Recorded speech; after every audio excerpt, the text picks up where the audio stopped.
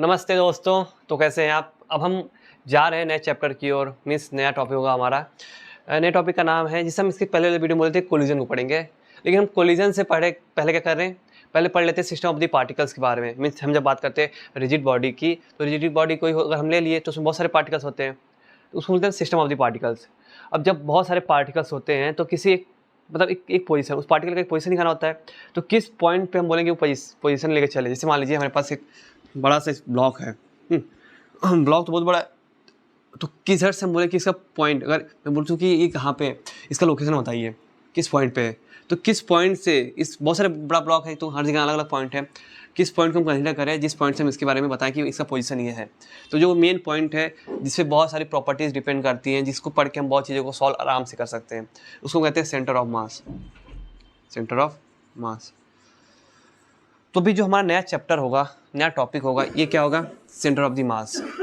Means सब system of the particle का जो सेंटर ऑफ द मास, तो लिखेंगे सेंटर ऑफ मास।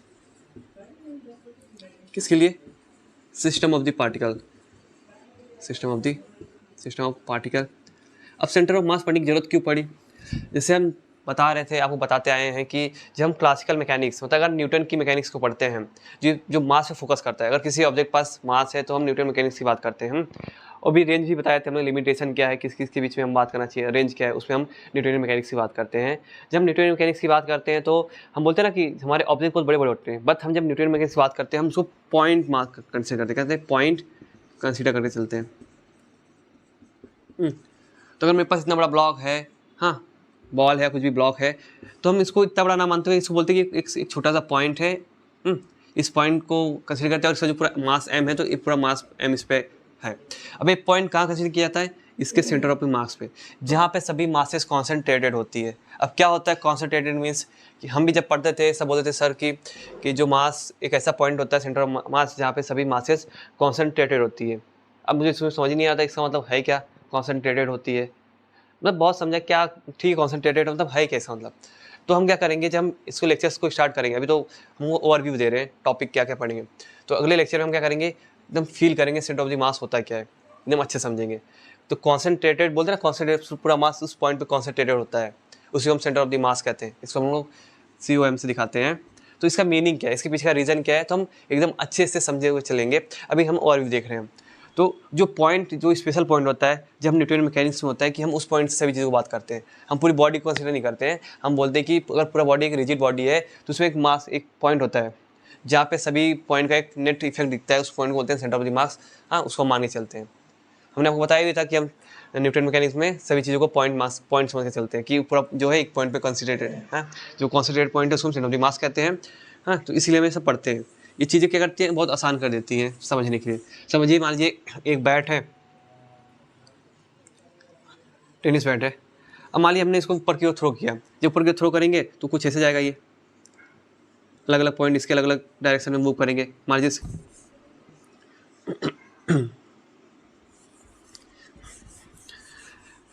दूसरा बैट है,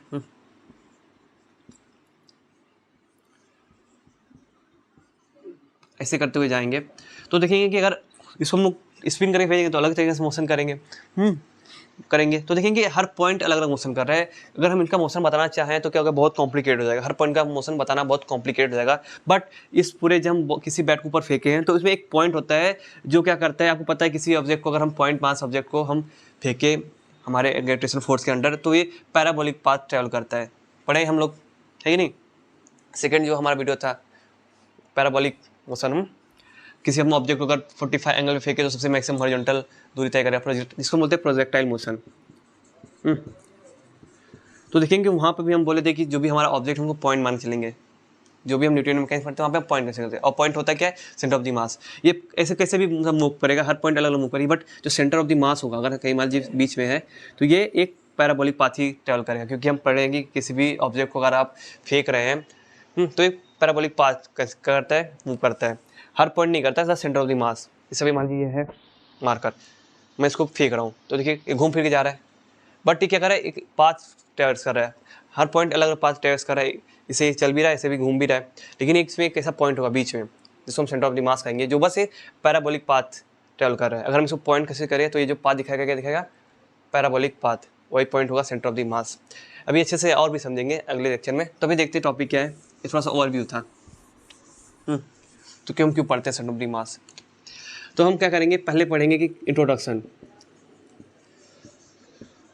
कि सेंटर ऑफ द मास होता क्या है, सेंटर ऑफ द मास।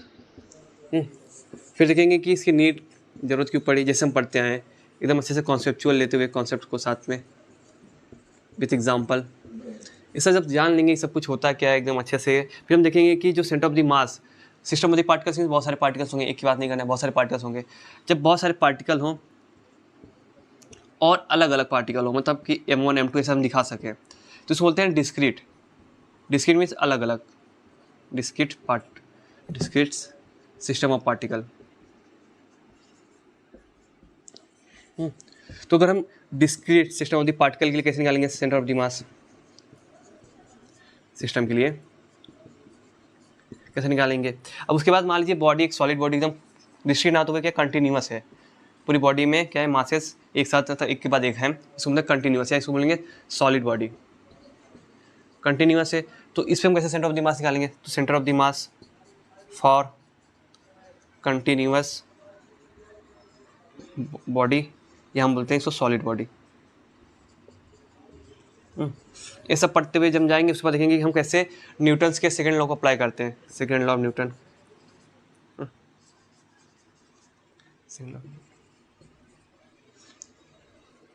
इतने टॉपिक को हम कवर कर लेंगे। इसके बाद हम देखेंगे कि मोमेंटम क्या होता है, या इसको बोलते हैं लीनियर मोमेंटम। हम लीनियर मोमेंटम क्यों पढ़ रहे हैं, क्योंकि सब मेन मकसद ही यही चीज़ों को समझना है।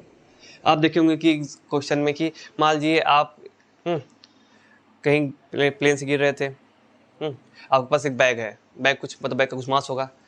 हाँ, आप जब नीचे का डायरेक्ट गिरेंगे तो नीचे गिरेंगे तो नीचे क्या है, ज़मीन है, आप गिरेंगे तो मर जाएंगे, कुछ हाइट से गिर रहे हैं। और बाजू में थोड़ा सा दूरी पे ही, कुछ दूरी पे ही क्या है, मान लीजिए 1-2 मीटर की दूरी पे ही हमारे पास क्या है, तालाब है, पानी है, और वहाँ पे गिरेंगे तो बच जाएंगे। आपके पास बैग है तो क्या करेंगे कि अगर आपको वहाँ पे जाना है, वैसे आप जाएंगे नहीं, अगर आप बैग को उस साइड फेंके तो आपको पीछे की झटका महसूस होगा, जिसकी वजह से आप उस तालाब में जाके गिर सकते हैं, आप बच जाएंगे, ठीक है नहीं। तो इसलिए हम पढ़ते हैं क्या लीनियर मोमेंटम क्या होता है। उसके बाद हम देखेंगे कंजर्वेशन ऑफ मोमेंटम, तो वही बताया कंजर्वेशन ऑफ द मोमेंटम। तो मैंने आपको बताया था कि नेचर में कुछ लॉज जो फॉलो होती है उसमें उसको होता है कंजर्वेशन ऑफ द लॉज में पहला पढ़े थे कंजर्वेशन ऑफ द एनर्जी, दूसरा पढ़ेंगे कंजर्वेशन ऑफ द मोमेंटम। तो जो रॉकेट किस पे काम करता है, इस पे काम करता है। अब जब हम बात करेंगे स्पेस पे, जब हमें मोशन करना होता है तो इस चीज़ का फॉलो करते हैं हम, ठीक है नहीं, क्या कंजर्वेशन ऑफ द मोमेंटम, मतलब ये लीनियर मोमेंटम होगा। 2 टाइप हो जाते हैं, एंगुलर और लीनियर मोमेंटम। तो इसका रॉकेट और स्पेस मोशन में कैसे काम आता है वो भी देखेंगे, सम्स देखेंगे, लास्ट में देखेंगे टैक्टिक्स मीन्स की उसको कहते हैं रिमार्क, क्या चीज़ें पर हमें फोकस करना चाहिए। इतने टॉपिक को अगर हम पढ़ लेंगे, बहुत छोटा टॉपिक, मतलब देखा जाए तो बहुत छोटा है, लग रहा है बहुत बड़ा है, लेकिन जब पढ़ते जाएंगे बहुत आसान लगेगा। तो क्या कर सकते हैं, इसे हम टॉपिक को समझने के बाद बाकी फिर चाहेंगे कोलिजन पढ़ेंगे, क्योंकि जब कोलिजन पढ़ेंगे तो बताएंगे कि 2 बॉडी लड़ रही हैं, तो जब 2 बॉडी लड़ रही हैं तो हमें पोजीशन दिखाना पड़ेगा कि कौन कौन सी पोजीशन से कैसे आ रहे हैं। तो पोजीशन कहाँ दिखाएंगे, सेंटर ऑफ द मास में दिखाएंगे, ठीक है नहीं, क्योंकि जो हम नॉर्मली बॉडी यूज़ करेंगे क्लासिकल मैकेनिक्स में वो पॉइंट मास होते नहीं है, पॉइंट नहीं होते, बड़ी एक्सटेंडिंग बॉडी होती है, तो उसको यहाँ दिखाना होता है कि हाँ इसका पोजीशन ये है, ठीक है। जिससे बताया आपको मैंने कि बड़ा सा ऑब्जेक्ट या कार और है तो आप उसका पोजीशन कैसे दिखाते हैं, तो एक पॉइंट ढूंढते हैं जो सेंटर ऑफ द मास होता है, उसी हिसाब से आप उसका पोजीशन डिसाइड करते हैं, ठीक है नहीं। तो इसीलिए तो इतने टॉपिक हम एकदम अच्छे से क्लियर करते चलेंगे। अच्छा आप देखेंगे स्पेस मोशन कैसे करते हैं। अगर मान लीजिए हम जब स्पेस में चले जाते हैं, वहाँ पे फ्रिक्शन कुछ है ही नहीं, ड्रैग फोर्स है ही नहीं, ज़मीन है नहीं, तो हम कैसे मूव करते हैं। आपको पता है मान लीजिए आपका स्पेस स्टेशन में है, आपके स्पेस स्टेशन में थोड़ी सी खराबी आ गई, उसको ठीक करना पड़ेगा बाहर से जाके। तो मान लीजिए आप जब बाहर जाते हैं तो क्या होता है, रस्सी से बंधे होते हैं। मान लीजिए गलती से रस्सी छूट जाए, आप पीछे मतलब आप पीछे गिर जा रहे हैं, मतलब स्पेस स्टेशन हमारा ये है, हाँ आप रस्सी से बंधे थे, रस्सी छूट गई, आप पीछे गिर जा रहे हैं, तो आप अभी कभी भी कैसे भी करके आगे आ नहीं सकते, अब कैसे आगे आएंगे। तो क्या होता है ना, जो एस्ट्रोनॉट होते हैं उनके पीछे क्या होता है ना, एक एयर बैग होता है जिसके अंदर कुछ लिक्विड होती है। हाँ अगर उनको इधर आना होता है तो पीछे वो लोग क्या करते हैं, लिक्विड को पीछे स्प्रे मारते हैं। जब पीछे स्प्रे मारेंगे इसको से कुछ चीज़ें यहाँ जाती हैं, तो इसका से मोमेंटम ट्रांसफर होता है यहाँ पे, तो ये आगे क्यों रहता है। अगर वैसा ना हो तो गायब हो जाए, मतलब उस स्पेस में घूम जाए, है कि नहीं। तो देखेंगे कैसे क्या होता है। तो जो हम स्पेस में मोशन भी करेंगे किसी करते हैं, यही कंजर्वेशन ऑफ मोमेंटम का यूज़ करके। तो बस आज के लिए इतना ही, बाय बाय।